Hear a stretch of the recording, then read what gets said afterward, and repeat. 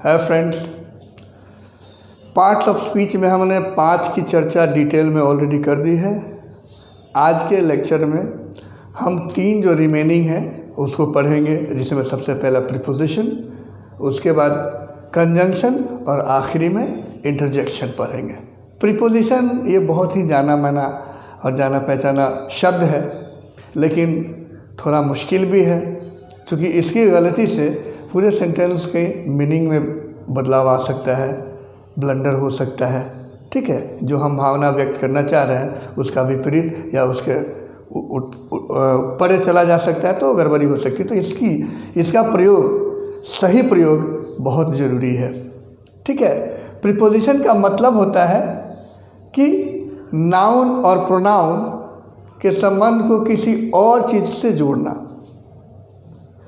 अंग्रेजी में अ preposition throws light on the relationship of a noun और प्रोनाउन टू समथिंग एल्स, किसी और चीज़ से जोड़ता है। जैसे हम कहते हैं बहुत प्रकार के नाउन होते हैं, प्रीपोजिशंस होते हैं।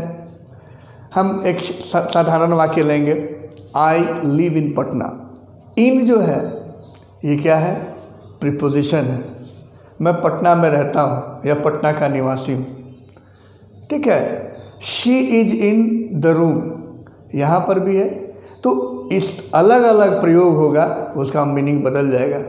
ठीक है, ही गिव्स इन, अब यहाँ गिव इन ये प्रीपोजिशनल फ्रेज है, इसका मतलब हो गया वो हार मानना। गिव इन का मतलब हार मान लेना। ठीक है, तो आई लिव इन पटना। ठीक है, the mango fell off the tree. हम अगर कहें the mango fell off OFF the tree, टूट के गिरना। फेल फ्रॉम द, सुनने में लगा कि सूटेबल होगा कि फेल फ्रॉम द ट्री। ठीक है, कि उससे गिर गया, लेकिन नहीं, यहाँ जहाँ सेपरेशन का भाव हो, टूट के गिरने का, अलग होने का भाव हो, तो वहाँ OFF, जैसे लाइट कटती है या काटा जाता है तो ऑफ लगाया जाता है, स्विच ऑफ द फैन। ठीक है, switch off the light, of, उसको सेपरेट किया जाता है, बिजली के प्रवाह को रोका जाता है, काटा जाता है, इसलिए OFF लगाया जाता है। उसी प्रकार जब किसी पेड़ से कुछ टूट के गिरता है तो उसके ऑर्गन का सेपरेशन होता है। ठीक है, जैसे his head was chopped off his body, यानी उसके शरीर से, धड़ से अलग किया गया, तो वहाँ OFF लगेगा। तो अलग अलग इस्तेमाल है, उसका मीनिंग अलग अलग होता है। ये प्रीपोजिशन है और ये सबसे आवश्यक है बोलचाल के भाषा में या फिर लिखने में, कंपटीशन में, हर जगह एप्रोप्रिएट। जैसे कोई इस्तेमाल करते हैं कि no one was there in the campus, campus में कोई नहीं था, तो यहाँ इन लगाना ब्लंडर होगा। सुनने में लगता है जैसे इन द स्कूल, ठीक है, in the room, in the classroom, ये आसान लग रहा है। उसी प्रकार इन द कैंपस लगा दिए, इन द प्रीमाइसेस लगा दिए, तो यहाँ पर इन द कैंपस या इन द प्रीमाइसेस वो गलत होगा। बिल्कुल ऐसे नहीं चलता है। यहाँ पर लिखित है, निश्चित है कि यहाँ पर ऑन द कैंपस होगा, ऑन द प्रीमाइसेस होगा। तो ये छोटे छोटे कॉमन एरर्स होते हैं जिसके चलते आपके कंपटीशन के एग्जामिनेशन में वो समस्या खड़ी हो सकती है। तो इन सब चीज़ों को हम डिटेल एक एक करके कभी पढ़ेंगे। आज इतना। अगला जो है हम जानेंगे कंजंक्शन। इसका भी डिटेल है बहुत सारा। कंजंक्शन क्या है कि वो ज्वाइनिंग वर्ड है। कई प्रकार के होते हैं, 3 प्रकार के होते हैं सेंटेंसेस, इसमें सिंपल सेंटेंस, कंपाउंड सेंटेंस और कॉम्प्लेक्स सेंटेंस।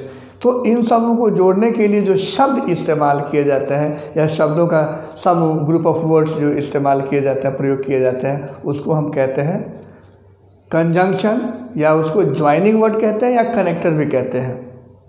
ठीक है, जैसे हम कह दिए कि I and my mother, live in this house. मैं और मेरी माँ यहाँ रहती है, मैं भी रहता हूँ। तो दोनों सब्जेक्ट को जोड़ने के लिए एंड जो यूज किया गया, यह एक सिंपल या ठीक है कंपाउंड वर्ड है, जो दो शब्दों को या फिर दो वाक्यों को जोड़ने के लिए जो इस्तेमाल किया जाता है, प्रयोग किए जाते हैं, उसी को हम कहते हैं कंजंक्शन, ज्वाइनिंग वर्ड। ठीक है। अगला और आखिरी जो है वो इंटरजेक्शन है।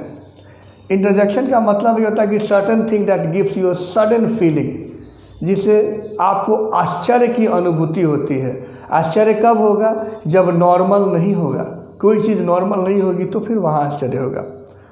सुंदरता का भी एक लेवल होता है, क्योंकि हमारे दिमाग में मापदंड होती है, वो देखने की आदत होती है, या फिर वैसा देखे रहते तो एक दिमाग में खाका बना रहता है। लेकिन जब बहुत उससे परे चला जाता है, चाहे वो सुखद हो या दुखद, दोनों ही मामलों में, तो हमें वहाँ सडन फीलिंग होती है और अकस्मात अचानक वो मुंह से शब्द निकलता है। अगर उत्साहजनक है, खुशी वाला है, तो हम चिल्ला के उसका उत्साह मनाते हैं, और अगर दुखद है तो मुंह से आह ओह निकलता है।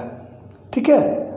जैसे अगर सुखद है कि wow India won the match, ठीक है, hurray India won the match, oh mister Verma is no more dead. कोई मर जाता है तो हम दुख व्यक्त करते हैं, क्योंकि मृत्यु की जो खबर होती है वो सडन होती है। हमें पता है कि मृत्यु निश्चित है, सबको मरना है एक दिन, लेकिन कब मरना है यह आश्चर्यजनक होती है। तो उसके समय का, उस पीरियड का पता ही नहीं रहता है। तो जब भी खबर मिलती है तो ये चौंकाने वाली होती है, हम चौंक जाते हैं।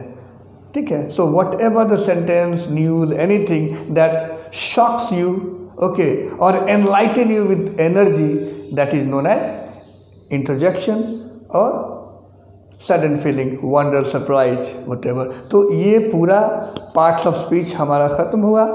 आगे हम वॉइस, नरेशन, डायरेक्ट, इनडायरेक्ट, इन सब पर आगे बढ़ेंगे। उस वीडियो के लिए आप आगे सब्सक्राइब करते रहें, फिर आपको पहुंचेगा। Thank you very much.